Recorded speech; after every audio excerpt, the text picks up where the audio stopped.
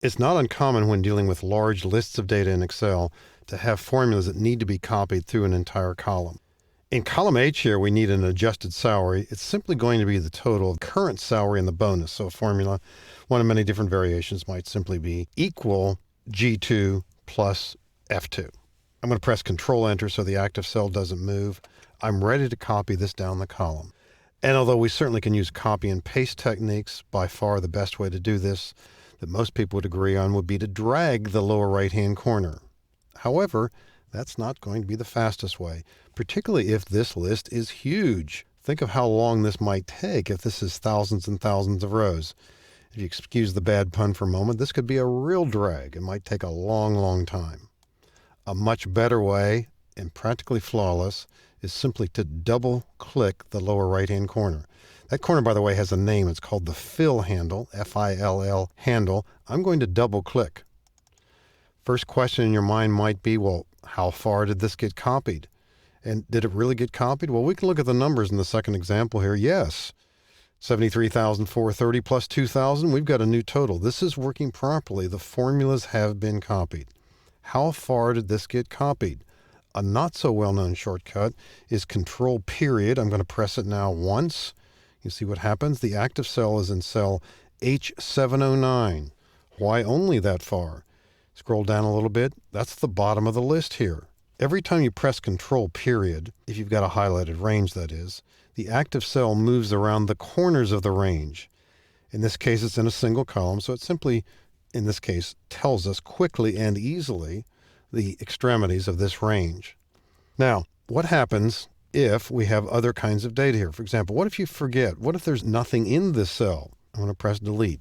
In prior versions of Excel, and I'm also going to double-click this section here and press delete to get rid of it. In prior versions of Excel, if you double-click the lower right-hand corner, if there's an empty cell to the left, as we see here, formula would only go this far. But here, that's not going to be the case in Excel 2010. It goes down to the bottom of the list. The change, and you'll want to note it from time to time as you're using perhaps different versions of Excel, as long as there is other data off to the left, we can see that this is a larger list. We have data in other columns. Now, here and there, you might need to experiment with that a little bit, but we don't have to worry about the empty cells to the left.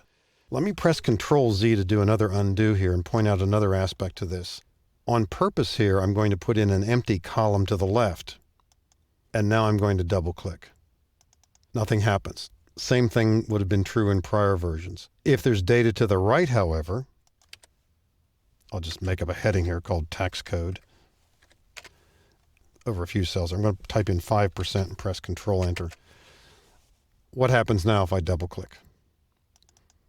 If the column to the immediate left is empty, then the double-clicking technique follows the column to the right. Another aspect of this, too, is I press Control Z to undo. What if we hide column H? Right-click, hide. I'm going to double-click here.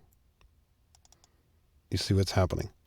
In prior versions, it would have worked in the reverse way. So it's interesting the way they've redefined the use of this, but the general idea and the way this is going to work most of the time and for you is when you've got data lined up, in this case, we want to take out that empty column.